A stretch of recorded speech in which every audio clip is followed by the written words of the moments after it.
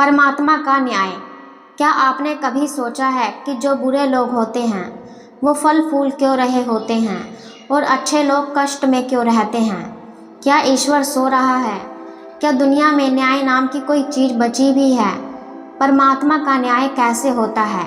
एक सच्चा आदमी और उसका संघर्ष। उत्तर भारत के एक छोटे से गांव सत्यापुर में धर्मा नामक एक किसान रहता था। उसका नाम ही उसकी पहचान था। वह अत्यंत धर्मपरायण, सत्यवादी, मेहनती और ईश्वर भक्त था। उसका एक छोटा सा खेत था और 2 बैल। जीवन का हर दिन कठिनाइयों से भरा था, पर उसके चेहरे पर कभी शिकन नहीं थी।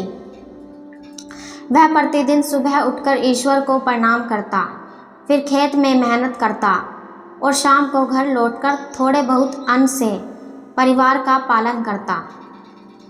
उसकी पत्नी सीमा भी वैसी ही सादा पर आत्मा से अमीर स्त्री थी। एक पुत्र था, बालक रामू।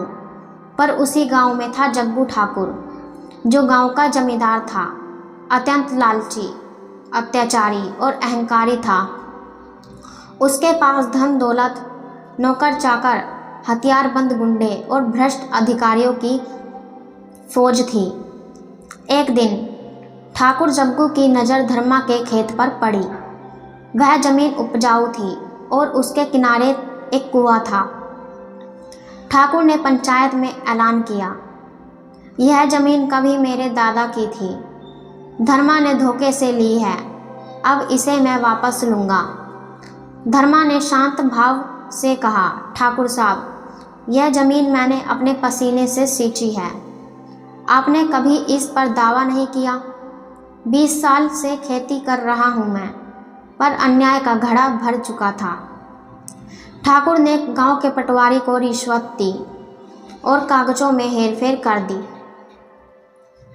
कुछ ही दिनों में धर्मा को जमीन खाली करने का नोटिस मिला। धर्मा कोर्ट गया, तहसील गया, कलेक्टर गया, लेकिन हर जगह पैसे वालों की जीत थी। धर्मा गरीब था, उसकी आवाज़ दबा दी गई। एक रात बारिश में भीगता हुआ धर्मा अपने छोटे से मंदिर में बैठ गया और भगवान से रोते हुए कहने लगा, हे प्रभु, तू कहाँ है? जब तेरा भक्त तेरे नाम पर जप करता है, तेरे मंदिर बनाता है, सत्य पर चलता है, तो तू चुप क्यों है? क्या तू नहीं देखता कि अन्याय कैसे विजयी हो रहा है? मंदिर की घंटियां हवा से हिली, दीपक का प्रकाश लो बनकर लहराया और धर्मा की आंखों से आंसू बहते रहे, पर उसने विश्वास नहीं छोड़ा। समय बीतता गया। धर्मा ने अपना घर छोड़ा, गांव छोड़ दिया और जंगल के किनारे बसे एक छोटे गांव में जाकर मजदूरी करने लगा। वहीं उसने छोटे से खेत को किराए पर लिया और दोबारा से जीना शुरू किया। रामू बड़ा होने लगा। उसमें भी वही संस्कार थे, सत्य, भक्ति और धैर्य।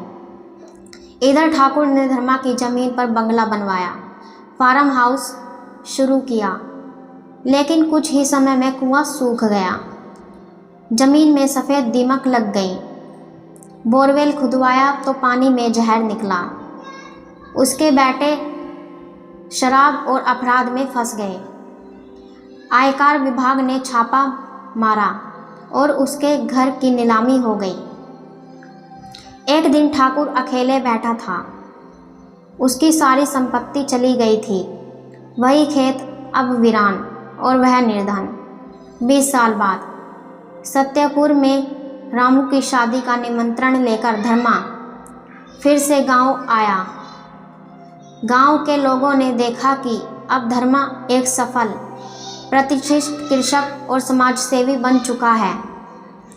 वही जिसने न्याय नहीं पाया था, आज उसी को समाज सम्मान दे रहा है। ठाकुर का बेटा अब अपराधों में बंध चुका था। ठाकुर की आंखें भर आई और एक शाम ठाकुर ने धर्मा से कहा, धर्मा, मैं जानता हूँ कि मैंने अन्याय किया है, पर उस वक्त तू कुछ नहीं कर पाया था और अब मैं कुछ नहीं कर सकता। धर्मा मुस्कुराया और बोला, मैं नहीं कर पाया ठाकुर साहब, पर परमात्मा ने किया। परमात्मा की लाठी में आवाज़ नहीं होती, पर उसका वार बहुत गहरा होता है।